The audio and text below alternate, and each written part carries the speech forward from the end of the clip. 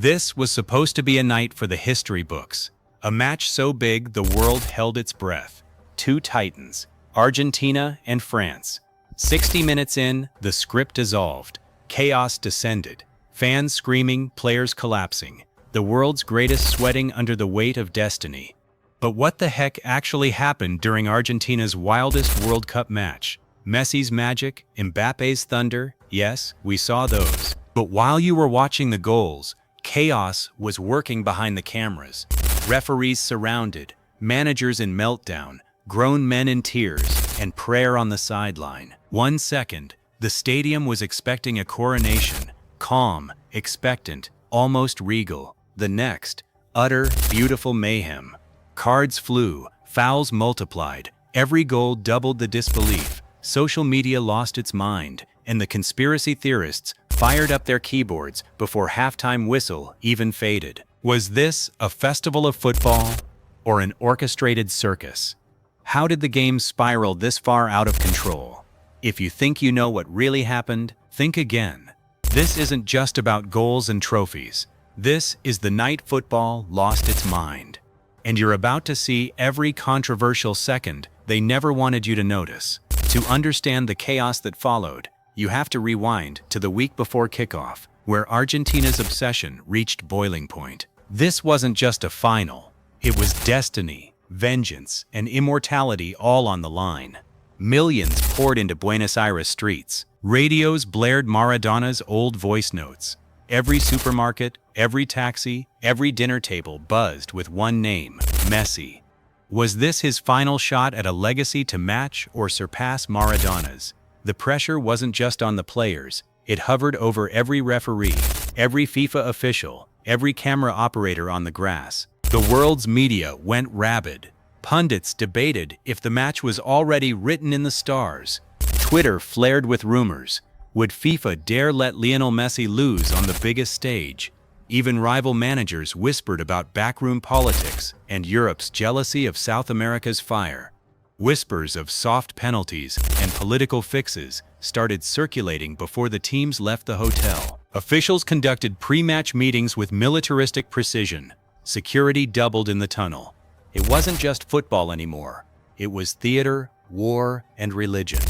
If you thought the tension looked high on the pitch, wait for what happened in the tunnel, where hope for a nation hovered on a knife's edge, and disaster lurked just out of view. The whistle blew, and for 20 minutes, the world actually believed this might be a masterpiece of order. Two giants measuring each other, crowd noise throbbing, tackles clean, nerves up but contained. Then, the fuse was lit. The first act of chaos struck. A razor-thin penalty call as Di Maria cut inside and tumbled at the edge of the box. The referee pointed to the spot without hesitation. France surrounded him, faces thunderous. Social media erupted before Messi could even place the ball. Half the world screamed foul. The other half screamed justice. The pressure detonated. Argentina went ahead, but nerves tightened. France fought back with raw aggression, sliding tackles, shouts to the linesman. Play stopped for endless VAR checks. Midfield became a battlefield. Yellow cards flashed, one crunching challenge away from red. Suddenly, a wild swing in tempo. Argentina scored again. The crowd went berserk. Then, completely out of nowhere, France seized control. A controversial handball, more stoppages, more outrage, and then, the incident. A mass confrontation, after a supposedly missed elbow, leaves an Argentine collapsed. The ref waves play on. Chaos. The game dissolves into shoves, screaming, managers waving arms, order replaced by street fight anarchy. The stadium, a cauldron, boiled over. On TV, the replays focused on the ball, but the replay everyone missed? The off-camera punch, the cursed insult, the friction boiling behind every restart. Commentators could barely keep up. One shouted, "This is no longer football." Twitter melted down, new conspiracy hashtags trending by the minute. By halftime, the match was spiraling into football's wildest unsolved mystery. As the second half unraveled, the world watched the beautiful game morph into a masterclass in the dark arts. The fouls multiplied, but so did the cunning. Argentine players taking extra seconds on every restart, clutching faces and rolling, baiting the French into frustration. Subtle shirt pulls went unchecked. Whispered trash talk escalated with every missed VAR call. There was pushing near the dugouts, sly pokes in the ribs, a headbutt nobody saw on the first replay. Suddenly, Argentina's bench erupted after a sly French tackle, clashing with coaches and sparking a sideline standoff, only half caught by the cameras. It wasn't just gamesmanship, it was psychological warfare. Referees, already drowning in pressure, hesitated as both teams lobbied fiercely for every call. There were moments when the stadium screens showed one replay, while the officials viewed another. Fans at home were glued to Twitter as alleged fixes trended. Was a goal celebration purposely delayed to ice out the French penalty taker? Did someone on the Argentina bench signal the keeper before Mbappe's penalty? Insiders whispered what TV never showed. Secret signals from the technical area. A fourth official's warning mysteriously ignored. Even suspicions that FIFA's top brass were watching nervously from the VIP box. Was the fix in?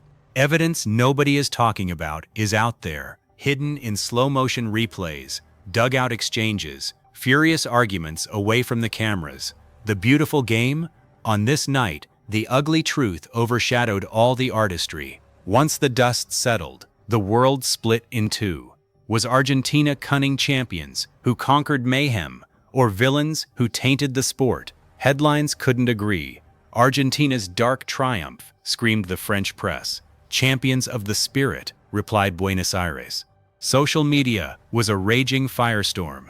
French fans called it an embarrassment to football, while Argentines paraded through the night, claiming their players proved they had the heart and grit no other team could match. Rival pundits argued for days. Some insisted the albicelestes crossed the line. Too much simulation, too many mind games, a win marred by controversy rather than courage. Others hailed their nerve, how they turned chaos into an advantage, outlasted nerves of steel, and played the game the way finals really demand. Then came the moment that crystallized the frenzy, the post-match interview, where Argentina's keeper, still draped in his flag, called out critics with a smirk, saying, "They wanted us to lose. We showed them." Instantly, the clip went viral. Comments poured in, accusations of arrogance, gushes of national pride, wild debates over whether sporting glory was sacrificed for infamy. That one match didn't just earn Argentina a trophy. It redefined how the world sees them, heroes to some, villains to others, but unforgettable to everyone. What followed that final whistle was global pandemonium. In Paris, crowds marched in the streets, demanding a rematch. Banners accused FIFA of handing the trophy to Messi. Hashtags like World Cup Mafia and hashtag VRGate exploded, with viral videos dissecting every decision frame by frame. Look at the linesman's reaction. Watch the ref here. Something doesn't add up. French newspapers ran front pages demanding investigations, while TV panels aired fiery debates well into the night. Meanwhile, in Argentina, a tidal wave of celebration hid an undercurrent of us against the world defiance. Players and coaches, red-eyed from adrenaline, gave interviews laced with both pride and accusation, insisting they'd overcome not just France, but every doubter, every whispered conspiracy, every official who tried to keep us down. FIFA released a clinical, defensive statement. No evidence of impropriety. All decisions followed protocol. But that only fueled fan paranoia, not silence it. Rumors sparked about what went down after the match. Reports of furious scenes in France's dressing room, heated words between officials, even stories of Qatari bigwigs apologizing to team staff. But what really happened in the locker room after the final whistle?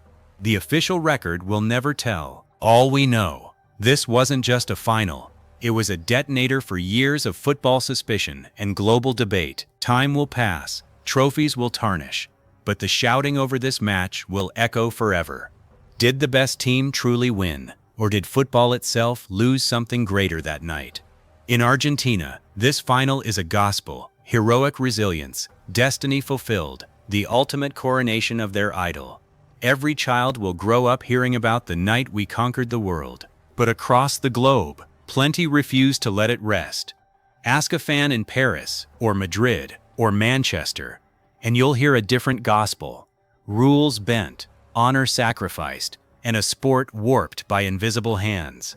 Neutral fans debate if football's spirit was trampled for the sake of spectacle, leaving the question, was this match history or pure heresy? The footage will always show Messi lifting the trophy, but truth in football lives in arguments, in what you choose to remember, and what you refuse to forget. So here's where it gets personal. Was this the glory of a century or the shame of a lifetime? Drop your verdict in the comments below. History or heresy? Only the debate, not the final score, will never die. So here's the truth. This match will never be settled by highlight reels or official records. The final score is just one chapter in a story written by millions of furious, passionate voices. Were Argentina glorious champions or the architects of football chaos? Did we witness the greatest final or the sport's most spectacular scandal? Now it's your turn to decide. Drop your rawest, unfiltered take in the comments. Did justice win, or did football lose its soul? Who really deserved to lift that trophy, and what moment proved it for you?